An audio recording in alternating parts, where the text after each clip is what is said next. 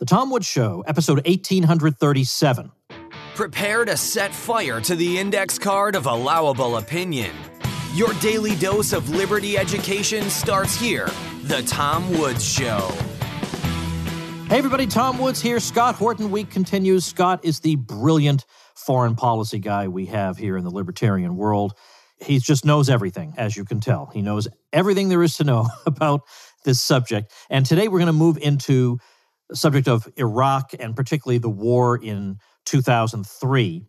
But I want to urge you not just to listen to the episodes this week, but to go out and get Scott's book, Enough Already, Time to End the War on Terrorism. There is nothing like this book anywhere. There are criticisms of this or that aspect of the war on terror, or this or that war, but this is a systematic takedown of the whole ridiculous thing, the whole counterproductive, ridiculous, hubristic thing that nobody should have supported from the beginning. I don't care how patriotic you are. The more patriotic you are, the less you should have supported this. And so if you made the mistake of supporting it, it's not too late to say, okay, well, everybody makes a mistake. Everybody gets snookered. Well, we were snookered. Some people were anyway. So we're going to be trying to, let's say, unlearn the propaganda, which is what we do on the Tom Woods Show, and put the real knowledge in people's brains. So Scott, welcome back. Happy to be here with you, my friend. I'm pretty sure you're only the second person who's ever had 2 weeks dedicated to him on my show. There are now 2 Scott Horton weeks. Quite an honor. I just felt like, when this book comes out, we got to push the heck out of it. I want people to not just listen to Scott Horton week and say, oh, that's an interesting young man. He's got some interesting things. Okay, wonderful. Go buy the book.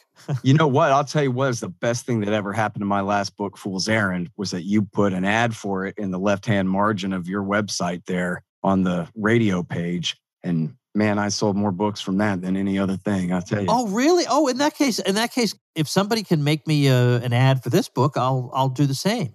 You got it. All right. Yeah, good. And thank you. Yeah, my pleasure. My pleasure. All right.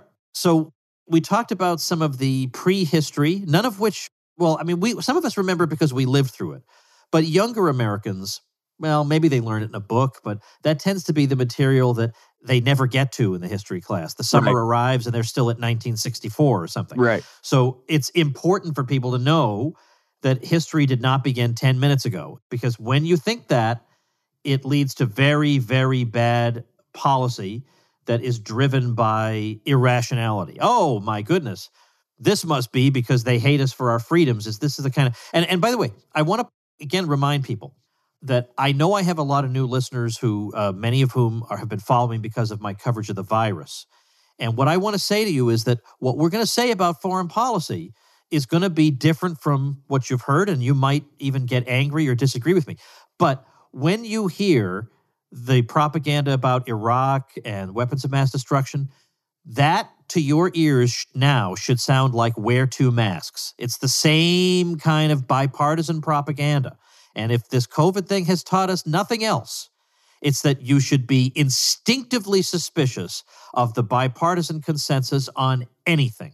So I am urging you to open your mind on this topic as on all others. If COVID has done nothing else, it has made you think, I can't trust these SOBs on anything. Well, good, especially not over matters of life and death, whether it's COVID or this. Right. So having set the stage on that, I want to actually skip ahead in our story, if we may, not to Afghanistan, because you have written a book called Fool's Errand, and we've talked about Afghanistan on the show. But given that I have you only for a week, I instead actually want to review Iraq. Even though we've talked about that plenty, I would like to nevertheless have a kind of a thorough one-stop shop episode. Again, not thorough in the Scott Horton sense, but in the sense of from beginning to end, from let's say from 2003 for at least a couple of years. I want to talk about that just because it's so important to get that right, and because so many people got it wrong at the time. So many politicians later said, oh, yeah, of course I got that wrong, or everybody was misled by the intelligence. You can't blame me. And a lot of Americans have kind of sheepishly backed away from it, or some of them will still try to defend it. But that would be like defending lockdowns in 2048. I mean, enough's enough. You got to admit you were had on this. So let's start with this. How is it that what happened on 9/11 nevertheless wound up leading to a war in, of all places, Iraq, which to say the least, had nothing to do with 9/11 and was governed by clearly and obviously a secular dictator who was not exactly best friends with Osama bin Laden. That bin Laden had made perfectly clear for a long time that he was no friend of Saddam Hussein. What's going on here? Is this just sheer opportunism? What happened? Yes, absolutely it was. And in fact, I think this is my best guess, most sort of minimalist case for the blind eye turn to September 11th. A lot of people, have their various theories about it, but I think it's a very open conspiracy. For the first 8 months of W. Bush, anytime the CIA brought up bin Laden in Afghanistan, the neocons, Dick Cheney and Rumsfeld and all of the hawks in the White House would say, no, don't listen to them, boss. They're trying to distract you from Iraq. Eye on the ball, Baghdad. We got to go to Baghdad. And their idea was, as I quote in the book, terrorism is a small price to pay for being a superpower. What are they going to do? Set off a truck bomb at an embassy overseas somewhere? Big deal. That doesn't matter that much. What we need to do is focus on regime change in Baghdad. Then the attack comes and they go, oh, I know. We'll just say that Saddam could give weapons to these terrorist guys and then we can get them like that. They were saying that the day of, before the sun had even gone down. And my wife is a little bit more truther than me, and this is the point she comes back to every time. Before they could have even been sure the attack was over, they were writing down, we got to hit Saddam Hussein in Iraq too. Things related and not. Sweep it all up. Get with Paul Wolfowitz for his bogus story about Saddam and Osama that he got from Lori Milroy.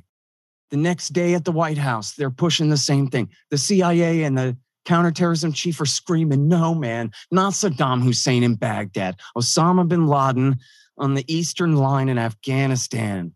And then we have from Bob Woodward's book, where it's based on the notes from the National Security Council meetings, as firsthand as you could get without him being in the room, where even Cheney is telling Rumsfeld and Wolfowitz, enough about Iraq. We heard you. We're going to do Iraq when we get to Iraq. The president would like to focus on Afghanistan now. Andrew Carr, the chief of staff, does the same thing. Would you guys cool it with the Iraq stuff? We already heard you all morning. They wouldn't. They're just pushing. And I remember at the time, too, William Safire wrote The Big Mo, like a week after September 11th, the big momentum. Come on, now's our chance. Let's get them. And it was just, the writing was on the wall, man. They didn't care about who died in New York. They were just as Osama bin Laden was hoping. The dead in New York were going to be the perfect excuse for our most corrupt government you could imagine to exploit the fear and the grief over their deaths in order to get away with bloody murder, literally, of 1 million people, a whole bonus war against a group of people who never attacked us. And why? Because Bush wanted to prove he was smarter than his father. He told his father back in 91, don't end the war yet. You got to go to Baghdad. That's how you make sure you're reelected. You got to be in the middle of a war. Well, his father ended the war, and then he lost the election. Well, lesson learned for genius W. Bush. You got to be in the middle of a war to make sure you win re-election. Karl Rove agreed. This is what we absolutely have to do. And he was going to prove at least he was good enough or better than his old man and tougher and whatever. Then you had Dick Cheney had run Halliburton into the ground. When he was the CEO, he bought Dresser Industries on the eve of them being found liable for, Tom, billions of dollars in asbestos cancer claims. And Cheney and his right-hand man did not do their diligence. And the stock price crashed. It was a disaster. And he owed them, and I don't know all about it, but I'm telling you, those guys are gangsters, dude. He owed them money. And so that was him. And then Rumsfeld wanted the transformation of the military. Sort of like Eisenhower. We don't need all these army divisions. We need more planes and more special operations forces. And he was a former Secretary of Defense. So he came in there to be alpha dog and whip these army generals into line. And he was going to force the transformation of the military down their throats. And Afghanistan and Iraq were going to be the test cases. We sent in massive Lockheed air power, just like in the video presentation commercial, with special ops on the ground, pointing laser designators. And then we move on to the next one. Right? None of this UN occupying, rebuild the nation stuff. This was his goal. And then you got the neocons. And this is in the vice president's office. This is Scooter Libby, John Hanna, Eric Edelman, forgive me who I'm leaving out there, on the National Security Council, Stephen Hadley, Zalmay Khalilzad, Robert Joseph, in the State Department, David Wormser and John Bolton. Wormser started out at defense, then went to state, then went to the vice president's office. He started out at defense. And at defense, you had Deputy Secretary of Defense Paul Wolfowitz, and Richard Pearl was the chairman of the Defense Policy Board, along with Ken Edelman and a handful of others, 2 or 3 other neocons on the Defense Policy Board, which sounds like not that important of a position, but they made it a very important part of the run-up to the war. And Tom, they voted that we have to go to war with Iraq next on September 16th, 2001, under Richard Pearl's leadership. And then you had Douglas Feith, who was the Deputy Secretary of Defense for Policy. And under him was Abram Shulsky, who set up the Office of Special Plans, which included Michael Rubin and Michael Ledeen and a whole gaggle of neoconservatives from the Jewish Institute for National Security Affairs, the American Enterprise Institute, the Washington Institute for Near East Policy, and all of these, completely Likudnik neoconservative think tanks. And then there was Harold Rode, and his job, he started out the Office of Net Assessment and then moved to the Vice President's office. And he was the main connection with Ahmed Chalabi and the Iraqi exiles who were coming up with all the lies about the weapons of mass destruction and ties to Al-Qaeda. And his job was to fire all the real experts in the Pentagon and replace them with people from the think tanks who would be loyal. And then as you know, and a lot of people know, and especially thanks to the heroic whistleblowing of the great Karen Katowski, LouRockwell.com writer, she told the story of the Office of Special Plans and how what they did. And I left off across the hall. They set up, it's a funny name. It's like the words are out of order. It's the Policy Counterterrorism Evaluation Group. And that was set up by Feith. And it was a guy named Michael Maloof, and along with Wormser. And that was where the Office of Special Plans went digging through the CIA's trash, looking for weapons of mass destruction, pretended things that we can pretend to believe in. They did the same thing at the PC-TEG across the hall there, looking for connections between Saddam Hussein and Al-Qaeda. And they were pushed hard on the fake claims that Mohammed Atta, the lead hijacker, had met with Iraqi intelligence in Prague. And then get this, the Israelis claimed to have been there. Yeah. Oh, yeah. You know what? We happened to see this happen. And the Iraqis gave Mohammed Atta a flask of anthrax. Would you believe that? No, I wouldn't believe that. Thanks, Israelis, for incriminating yourselves and telling that lie, though. I appreciate it. But anyway, they pushed that, and they pushed the Salman Pak hoax. And that was a small town east of Baghdad where supposedly the Iraqis were training terrorists how to hijack planes, when in fact they did have a plane fuselage there, but it was there to teach police how to free a hijacked plane from terrorists, of course. They just spun anything they could. And then, so that's who did it and some of their motives. Now, the neocons, I explained who they were and where they were, but why did they do it? Well, they did it for Israel. And they did it because David Wormser, who, as I said, started at defense and then went to state and then went to the vice president's office, he was the primary author, and then it was signed by Richard Pearl and Douglas Feith as well, of a piece in 1996, an Israeli think tank study piece called A Clean Break, a New Strategy for Securing the Realm.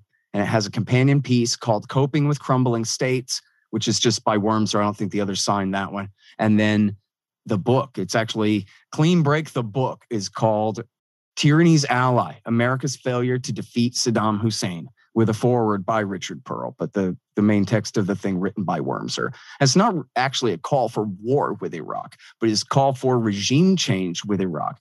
And keep up with me now here, everybody, because this is completely crazy, but it's not because I'm crazy. It's because they are. This is the idea, Tom. Israel has a problem with Hezbollah in southern Lebanon, this group of conservative religious Shiites who have their own kind of mini state there and fought Israel to a standstill and, essentially defeat in the year 2000 in southern Lebanon. And their problem is that Iran is using Syria to help them to arm Hezbollah. And that poses a threat to Israel. So now, get this. The solution to this problem, Tom, is that we need to focus on regime change against Saddam Hussein in Iraq. The guy that these Republicans all were the ones who helped, and a lot of these guys have been in the Reagan administration, right? Saddam was the dam holding back the Shiite revolution. That was why they abandoned the uprising in 91 that they'd encouraged and everything. How in the heck could these guys 5 years later say that to weaken Iran and Syria's support for Hezbollah, we're going to take out Saddam Hussein? Well, the answer is it was this complete Rube Goldberg type scheme, where the cousin of the king of Jordan would take over the country. And then because he's a Hashemite, first of all, because he's a Sunni king, the Sunnis will all just love it, and that'll be great. Never even mind the Kurds. I don't even think they come to play in his thinking. But then he says, and the Iraqi Shiites, oh, they love bending over and taking it from a Hashemite king and doing whatever they're told. And that's because the Shiites, they revere the descendants of the Prophet Muhammad. And the Hashemites, they claim to have Muhammad's bloodline too. So that means we are assured by our Iraqi exile friend Ahmed Chalabi that this means that the Shiites won't be a problem at all. They'll obey their new Sunni king because he'll wave his magic blood over their head or something. And then we'll use our dominant position over the Iraqi Shiites to influence the Shiite clergy in Najaf in southern Iraq. Because remember, I don't know if you know, but Shiite Islam was born in Iraq, not in Iran. It spread from Iraq into Iran. And so the leaders of the Shiite religion mostly are in the Iraqi city of Najaf. And he said, well, then we'll use our newfound influence over the Shiite clergy in Najaf to seize and steal Hezbollah away from Iran and say, no, you have to listen to us now instead of the Iranians. And then from here, we'll be able to create a new Iraqi paradise and complete with lots of American military bases. And then we'll be able to lord it over Iran from there. It'll neutralize the Iranian threat.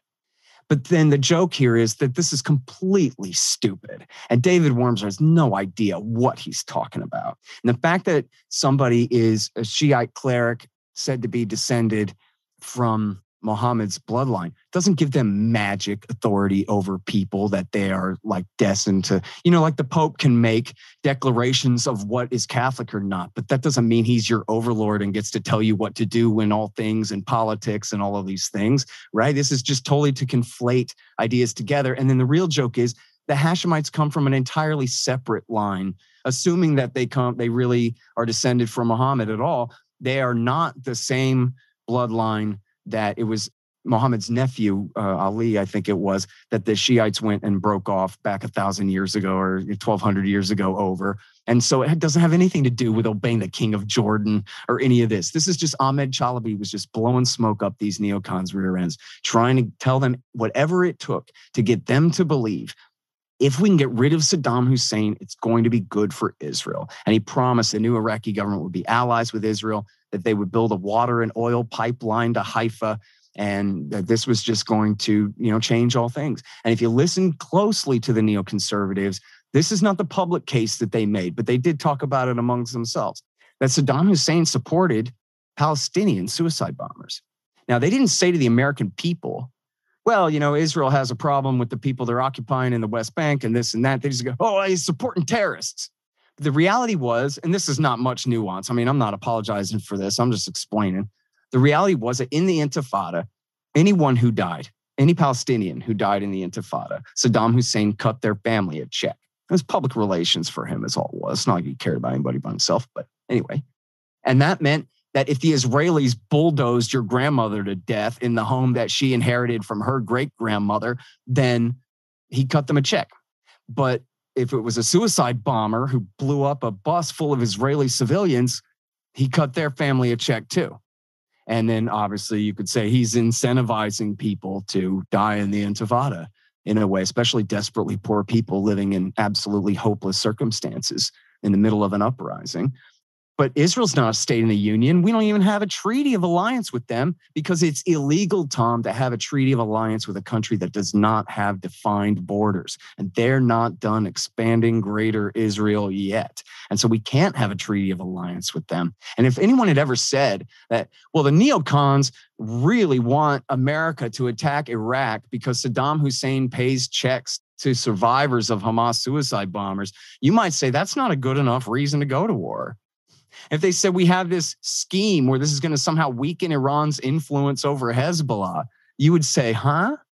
But instead they said what's going to happen is Saddam Hussein is going to give chemical or even nuclear weapons to Osama bin Laden. He's going to nuke you in your jammies in the middle of the night if we don't preempt his attack. Look, we could wait around, Tom, for the proof, but the proof could come in the form of a mushroom cloud. Oh, yep. You want us to wait until the emergency presents itself? We must preempt this threat. And it's like, come on. For anybody who didn't believe in this stuff, there was no threat. Saddam Hussein did not have a vendetta against the United States. Saddam Hussein was terrified of Osama bin Laden. Saddam Hussein, and we know now, post facto, from the CIA interrogator, John Nixon, at this time, Saddam was essentially semi-retired, had turned almost his entire government over, not to his sons, but to Tariq Ali, the Christian, his, right-hand man. And he was busy, Tom, writing a romance novel. At the time, the Republicans were pretending that he was conspiring with Osama bin Laden to kill your mama. Hey, folks, time for a quick, friendly, gentle, but important nudge from Old Woods here. There are only 28 days in February, which means you have less time to do things that are really important. And one of these things that Woods has been telling you is so important, and that you know in your heart is so important, is life insurance. You got to take care of your loved ones, doggone it. And with Policy Genius, you can check off 2 big items with ease, comparing life insurance rates and saving 50% or more in the process. Plus, there's no hassle. Their licensed experts work for you, not the insurance companies, so they can offer unbiased advice when you need it. And it's so simple. First, you just go to policygenius.com, and in minutes, you're working out how much coverage you need and comparing quotes from top insurers and getting your best price. You're going to be looking at policies that start at as little as $1 a day, and you might even be eligible to skip the in-person medical exam. Look, if you're worried that March is just around the corner, you've barely gotten your February tasks completed, well, take a deep breath. Policy Genius will help you make the most of this short month in minutes. You could save 50% or more by comparing quotes and feel good knowing that your loved ones would be taken care of if anything were to happen. Go to policygenius.com to get started. Policy Genius, when it comes to insurance, it's nice to get it right.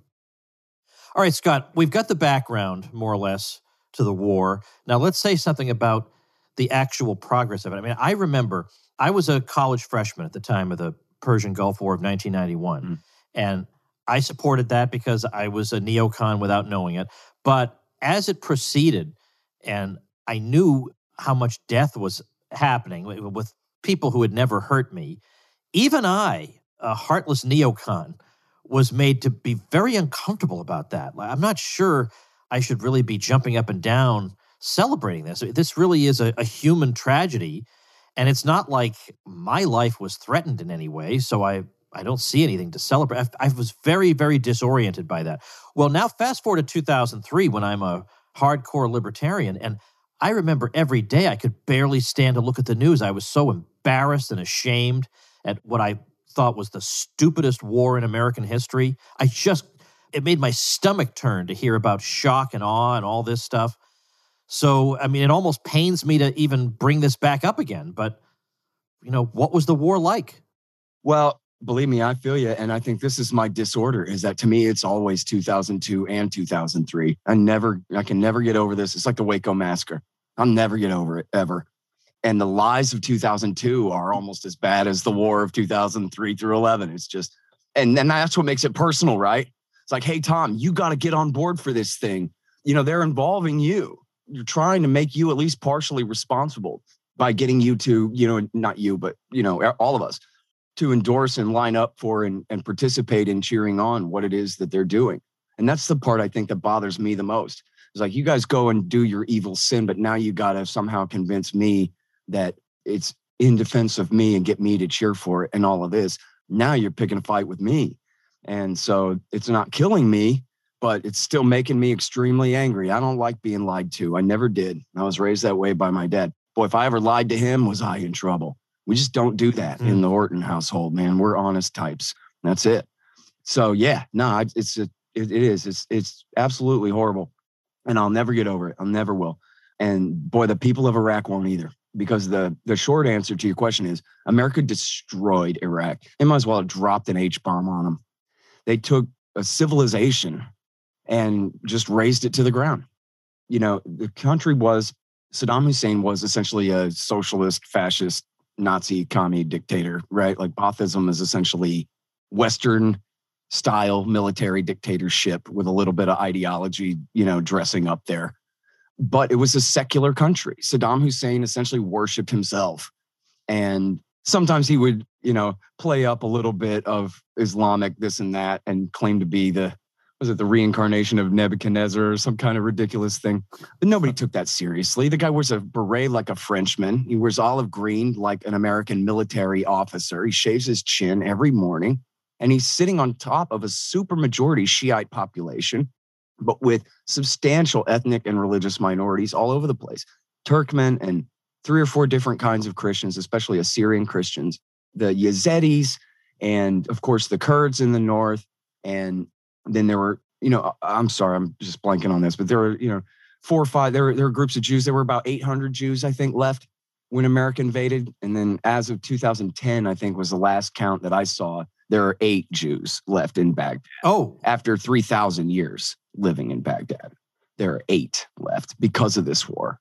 And yeah, they ruined everything. And how it happened essentially was like this, Tom. They go in there. This is all going to be easy. The Iraqi people are essentially extras in our movie. They don't really have anything to do with this. We have the U.S. Army, they can do anything they want. And they're just going to have their way with the situation. And the Iraqi people are just going to have to learn how to adapt to their new world plus America in it. But that just wasn't the reality. There's a quote, I can't remember where I read this anymore, but it was Paul Bremer, the viceroy, asked his aide, who was like this young, dumb, blonde daughter of a Republican donor, right? Who has no expertise in Iraq whatsoever, right? She's just like a political party apparatchik type. And he says to her, hey, who's this Muqtada al-Sadr guy? And she says, oh, don't worry about him. He's just some minor cleric. Except that the reality is he's the Shiite cleric with the most street credibility among the poor and working class Shiites of Iraq than any of them. In fact, than all of the rest of them combined. And his will is the command of, 30,000 men at the drop of a hat to pick up a rifle and do whatever he says. He's not a minor cleric. He's a major cleric. And you're going to have to figure out a way to deal with him. And then what they do, they just try to arrest him, shut down his newspaper, persecute him. I left this out of the book. This got cut for space from when I threw out the long version. You might remember Thomas Young was the anti-war activist in the wheelchair, was shot in the spine in Sadr City in March of 2004 when they were attacking Muqtada al-Sadr. And Thomas Young eventually died 4 or 5 years ago. And he wrote this incredible letter to Bush and Cheney when he was going to kill himself and people talked him out of the suicide. But he wrote his suicide note to Bush and Cheney. That was just incredible. It's Thomas without the H, if anybody wants to look this guy up. It's really sick. Phil Donahue made a documentary about him and everything. Well, he was shot in the spine on his way to go rescue Casey Sheehan, Cindy Sheehan's son.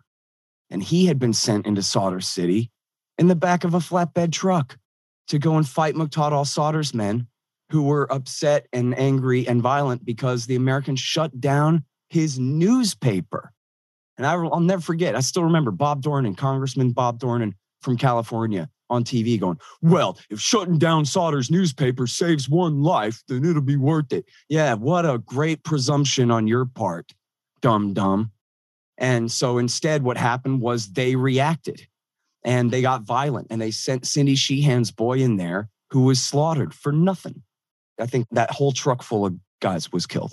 And then they sent Thomas Young in to rescue him, again, in the back of a flatbed truck. And, they all got pinned down and slaughtered too. And the whole thing was a complete disaster. One little small subset of that war where, this anti-war hero, Cindy Sheehan, and this other anti-war hero, Thomas Young, came out of this absolutely unnecessary waste of her son and half of his life for nothing. Tom, we fought that whole war for Muqtada al-Sadr. Muqtada al-Sadr is part of the United Iraqi Alliance. He's one of the most powerful Shiite leaders in the country today. And if he says you can be the prime minister, then you can be the prime minister. And if he says you can't, then you can't. He's one of the most powerful members of the government that the USA created for those people. And yet they attacked him repeatedly and got who knows how many innocent civilians and, at least, between 500 and 600 Americans killed, fighting the same people they were fighting the war for. And in fact, there's a whole book about, I'm skipping ahead here. This is the surge of 2007, when they're again fighting Muqtada al-Sadr in eastern Baghdad. This is where our great anti-war activist Danny Sherson comes from, because he lost his best friend Alex in a roadside bombing fighting in Sadr City where they shouldn't have been at all, where they had no business at all. And Danny talks about getting there and saying, we don't have to be, tough with these people in this neighborhood where we are. These are the Shiites. These are the guys we're fighting for. These are our friends. So we shouldn't be out there, with sharp elbows. We should be cool with these people because they're essentially cool with us because we're fighting this war for them. But the commander was like, no, they're Iraqis and they're terrorists and we're going to go get them. And just have no idea what they're even doing. And there's a book called The Good Soldiers by a Washington Post reporter named David Finkel. And I swear to you, one time in the book, Lieutenant Colonel Kozlarich says, it is kind of funny that we're fighting a war against the guy that we're fighting the larger war for, right? Oh, well, anyway. And then he goes back to it. And then the author Finkel also at one point in the book says, it was kind of ironic that out here fighting against the Sadrists and that's it. They both, the commander and the author, the journalist author, both kind of mumble a reference to this once and then just kind of dismiss it as though it's irrelevant. When ain't that kind of the story of the whole war in a microcosm? A giant war that you didn't have to launch at all. Now here you are fighting battles that you didn't have to launch at all. And you don't even know which way's east and which way's west. You don't even know who you're killing. You don't even know that the guys you're killing are your allies. We got one army detachment fighting in Sadr City while we've got 3 more and a bunch of Marines fighting with the Sadrists to help them murder and cleanse the last of the Sunni Arabs out of the capital city at the same time. The thing is just, it's nuts, man. And I'm telling you, all of the best surveys, totally believable, said that 1 million people were killed in the thing. And I'm sorry because I'm skipping around and rambling, but let me do like a little. We got to, because we're doing bite-sized looks at all this. Well, let me say a couple things about this. So, the death numbers may be uncertain, but one thing we know is that whatever the number is, it's a big number. The other thing is refugees. There were millions of refugees, right, internally and otherwise, who became refugees as a result of this. So people's lives completely uprooted, and a lot of people who probably can't afford that. I mean, almost none of us could. So I guess what I can't really get over, even though I guess myself used to be of this mentality, would be that there were people who I think, they're conservatives and stuff. And so you would tell them, look, this ancient civilization was totally destroyed. Unbelievable atrocities took place, an immense amount of death and destruction. How do you justify that? And they would say, well, we found some old chemical weapons or something. And they thought, well, that justifies destroying a civilization. There's no other way to deal with whatever. It's like the analogy I make is if the Soviet Union had done this in 1978 and used all the lame excuses that everybody knew were phony that the U.S. used, well, these very conservatives would be talking about, well, typical USSR, no regard for human life, and they just make up lies and propaganda to justify it. But when it's us, well, and I say us, when it's our ruling class, it's like they can't spend enough time looking around for excuses to justify it. Enough's enough. Yep. Wake up. You have been had, okay? A lot of people have been had on the virus, and you were smart enough to see through that. You need to be smart enough to see through this too, because it's the same damn people. That's right. And look, Harry Brown said, back in 2000, he's a libertarian any conservative could respect. Yes. And he goes, look, war is a government program, okay? That's all you need to know right there. The military, the Pentagon themselves called the entire project of empire a self-licking ice cream cone. In other words, it's a government program in search of a reason for itself. We don't need to have a world empire, but we do have one. So now we're looking for excuses for having one. Just like if we were talking about any other government department or agency on any other episode of the Tom Woods Show. That's it. Simple as that. It's the same thing. Harry Brown said it's the post office with M16s. You think these people who can't even keep the bridges maintained in your home state can remake a civilization for the better on the other side of the planet? And I know people are so partisan about this. I try to remember to say sometimes, just for the sake of argument, let's pretend that Jimmy Carter was reelected and then Mondale and then Clinton and then Hillary and then Obama. And it's just been all Democrats this whole time. Now, can you turn your tiny little conservative safe space emotions off for a minute? Can you separate out the policy of William Jefferson Clinton from the people of the United States of America? in our country and what, as you just differentiated, what we have done, does it really kill you to admit that Bill Clinton made some bad choices? Does it really kill you to admit that George W. Bush was nothing but Bill Clinton except dumber? Come on. And especially after all this time, this is the greatest invention of Donald Trump ever, is Donald Trump got up there running against Jeb. And so he said, all good right-wingers hate George Bush's wars. Right, everybody? And they went, yeah, I guess. And I mean, man, if you say so, which was great. That was one good thing. That's the best thing that Donald Trump ever did, even better than shaking hands with Kim. I mean, was getting the right wingers to say, come on, man, you guys aren't gay married to George Bush. What do you care about George Bush's legacy? You know, and you're never going to get elected again as long as you're Mitt Romney clinging to it, promising to double Guantanamo and all of this stuff. You have to separate yourself from the Bushes. You're never going to win again, is what he said. And they said, geez, he's kind of got a point. Because as much as Republicans liked believing in this stuff, the rest of the country sure didn't. They promised this was going to be short and sweet and fun and easy, and it wasn't, you know? You know, there's a reason that there are people like, not leftists, but left liberals like Hillary Clinton types. There's this photograph of George Bush and Laura, and then Michelle and Barack and the Clintons, and then George H.W. Bush. There's this photo of them all together, and they're all smiling together. And I see so many people posting, I wish we had this back, you know, when our ruling class could all get along in happy concord like this. And no. See, the very fact that you have these cutesy little photos, that tells you they're all, yeah, they have their arguments among themselves, but it's one ruling group and they're out for themselves. They're not really there to advance your interests, okay? At this point, it should be obvious. They're not there to advance your interests, and that includes the foreign policy. The foreign policy has nothing to do with your interests. Well, let's close with one consideration, though. One thing that people would say was Saddam was a bad guy. I mean, unfortunately, this is the entire depth of the analysis. Saddam was a bad guy, and therefore he needed to be removed. Now, you could make many arguments with regard to this. You could say, well, there are a lot of bad guys in the world, and if the United States bankrupts itself, removing them all, that's not going to be a good thing for anybody. But also, I don't know, I just feel like it's so juvenile, but how do you answer that? You say, well, I mean, is Iraq better now without him? I mean, they have democracy, quote unquote. So what's the problem, Scott Horton? All right. Well, I mean, there's a couple of things here. First of all, I mean, especially for conservative leaning people, what about the law? The Constitution doesn't give the U.S. government the authority to guarantee a Republican form of government to every state on the planet, just states in the Union. And that's in the Constitution. What, Article 1, Section 6 or something? But it is not a mandate to remake the planet Earth. And on the face of it, just think about it. This is the middle part of North America. How are we supposed to be the dominant military and political force across the entire old world forever from now on to enforce, you know, essentially a world state run out of DC?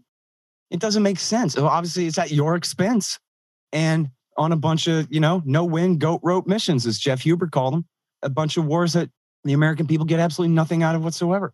And see, the hawks will go, see, that's right. We don't get anything out of invading Iraq because we did it out of the kindness of our heart. We just wanted to help the people. So you're right. It's not in our national interest to do so, other than it's good to be a good country who wages wars all the time for good, positive reasons. And then they get to claim the monopoly on morality. And after all, it's a messy planet Earth. You can always point to a massacre somewhere, a tyrant somewhere, an illegal coup d'etat against a democratic state, or, you know, whatever you want to cry about, if you want to cry about it.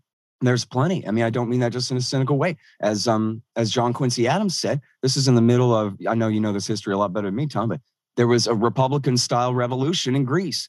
And Quincy Adams said, we're not going to help them. It's not our job, man. And yet, you know, we should be proud that they look to us for inspiration, and we should focus on being inspirational. How about that? That's the American way. And then, of course, in the case of Saddam Hussein, I mean, look, the CIA supported his rise to power starting in 1958. And they did a coup. He was number 2 guy to the guy that overthrew the king. And then they were overthrown in another coup a couple of years later. So he went into exile in Egypt, where the CIA kept him safe and sound.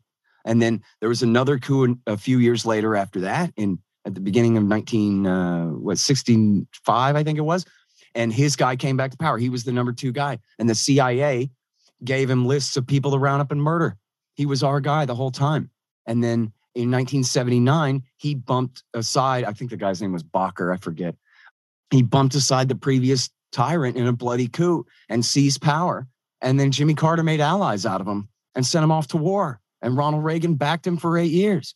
So, rule number one, just like you talk about with this virus politics stuff, do no harm. What should we do about Saddam Hussein? First, we should not support him waging a genocidal war using chemical weapons against unarmed teenage conscripts. How about that?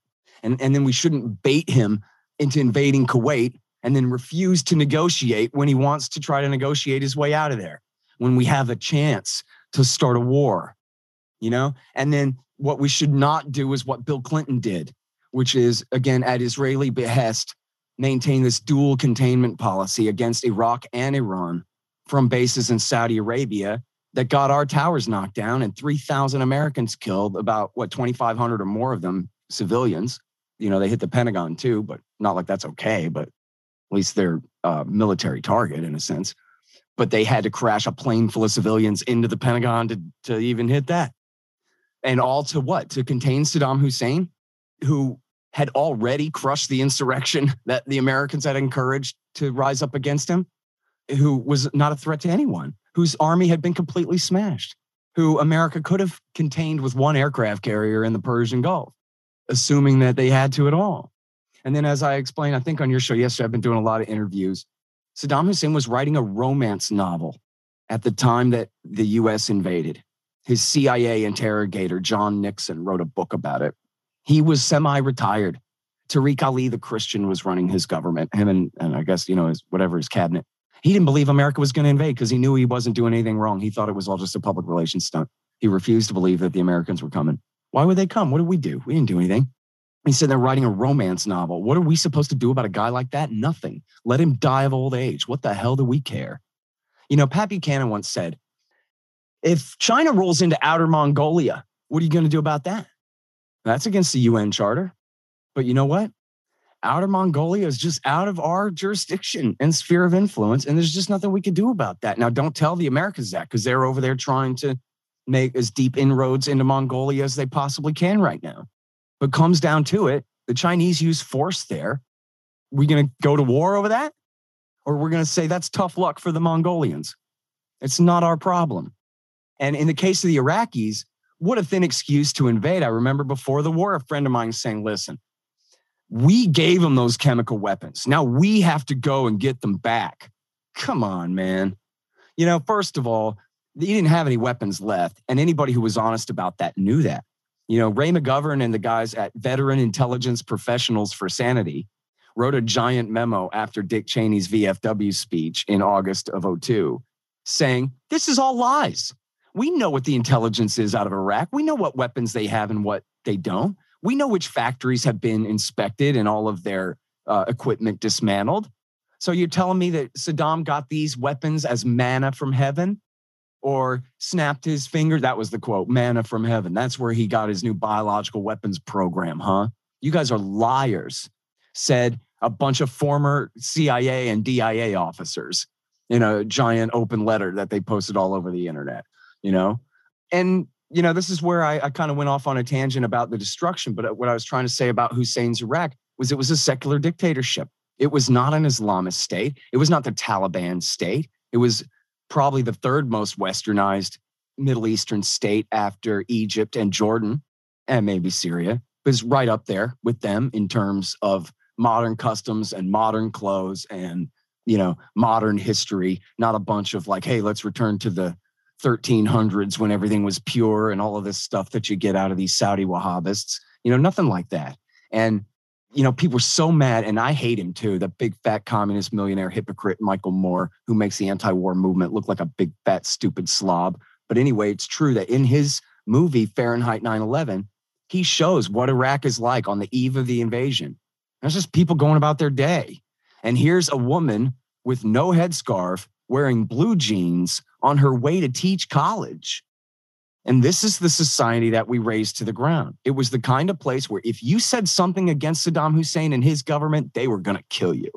But if you didn't, you were fine. And if you were a Christian or a Jew, there wasn't the slightest chance that a Shiite militia was going to come and kill you because the Ba'athist had a true monopoly on who gets to be violent around here. And any kind of, radical Islamist faction that would have persecuted ethnic and religious minorities in the country were brutally suppressed by Saddam Hussein. You might even say for the better. And then what America really did, and I should have said this in my last answer, Tom, is they wanted to create this little caucus system where we have a bunch of handpicked little puppets who are going to do what they're told. But then what happened was the Supreme Ayatollah Ali al-Sistani in January 2004 said, well, I'm holding you guys to your word about all this democracy stuff. Hey, Shiites, if you believe in God, I want you to go outside and tell George Bush that you want one man, one vote democracy, not some bogus caucus system picked by them. And that's what happened. Millions and millions of Iraqi Shia went outside and said, yeah, what he said. And Bush, that was it. He gave it. He could either leave or he could start the war all over again at that point, or he could put the American military in the service of Sistani and his political friends, whose goal essentially was to kick all the Sunnis out of Baghdad and take the entire south and east of the country for the Shiites and let the Sunnis burn in the sun out west without oil, without money, without resources or anything like that. And that was the war that America fought. It wasn't just fought for the Shiites. It was fought for the most Iranian-leaning factions and the ones who were determined to break Iraq up. And that's a huge part of how Iraq War III happened, was that when Obama started backing al-Qaeda in Syria and building up the Islamic State in Syria, Western Iraq was wide open for the taking. Because the government in Baghdad, they weren't dumb enough to try to rule it. It wasn't theirs. They turned it into a foreign territory, basically, by cleansing all of the different provinces of the Sunnis and Shia until there were hard lines between them. I mean, these are, as you said, if the Soviet Union did this, there'd be entire college courses about the Soviet genocide in Iraq. It's just absolutely unforgivable. Scott, before we wrap up for today, say a little something about the Libertarian Institute and Doe and stuff you want people to know about. Yes, sir. We are a 501c3. It's me and the legendary Sheldon Richman. Of course, the great Tom Woods sits on our board of directors and gives us great advice. It's me and Sheldon Richman, and of course, the great and more influential all the time, Pete Quinones, and also Kyle Anzalone, who also works at antiwar.com. And we got a great group of podcasters. We got 5, 6, 7 podcasters, Keith Knight and Patrick McFarlane and Tommy Salmons, as well as Pete and myself.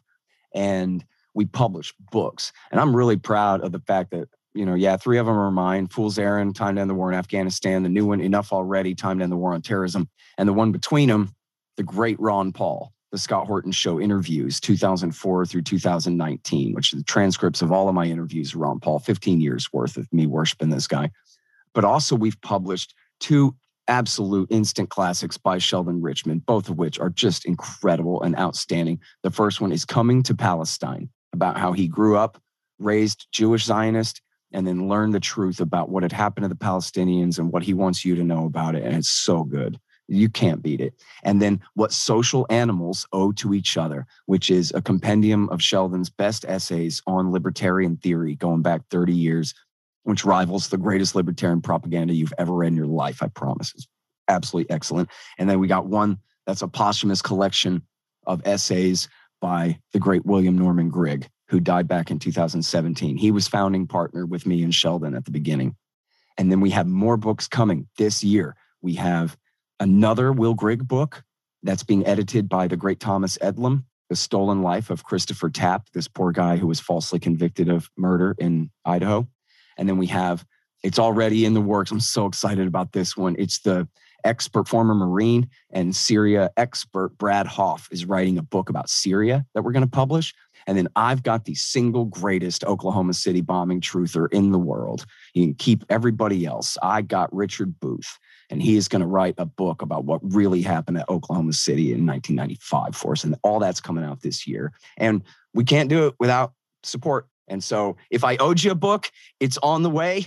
And if you want to sign one, we're launching a fund drive this week. We're running a fund drive at libertarianinstitute.org/donate. Take all your cryptocurrencies and all those things for all you new Bitcoin billionaires out there. And you can write it all off on your taxes, legit. All right, excellent. So that's the link there. And then I'm going to be linking, obviously, all week to your new book, Enough Already, Time to End the War on Terrorism. So that'll be linked on today's show notes page as well, tomwoods.com/1837. Tomorrow, let me give people a little teaser here. Tomorrow, we're going to talk about Syria, and I'm picking these topics, and I'm choosing this one in particular because I think Syria is one of these cases where a lot of us have thought to ourselves, someday I'm going to sit down and figure out what the hell's going on here. And offhand, most libertarians just know we should get out of there, but that's really all they know. And I want Scott to fill in the blanks for us. So Scott, rest up. I'll see you tomorrow. We'll talk about that. Thanks, Tom. All right, folks, tomwoods.com/1837. Go pick up your copy of Enough Already, Time to End the War on Terrorism by Scott Horton. And if you like and appreciate what I'm doing, oh my gosh, are you going to be like a kid in a candy store at supportinglisteners.com. You get membership in my private group, which is a great thing, but so many neat benefits as my way of saying thank you for keeping the Tom Woods Show going. So check that out at supportinglisteners.com. More Scott Horton Week tomorrow. Become a smarter libertarian in just 30 minutes a day. Visit tomwoods.com to subscribe to the show for free, and we'll see you next time. Like the sound of the Tom Woods Show? My audio production is provided by Podsworth Media. Check them out at podsworth.com.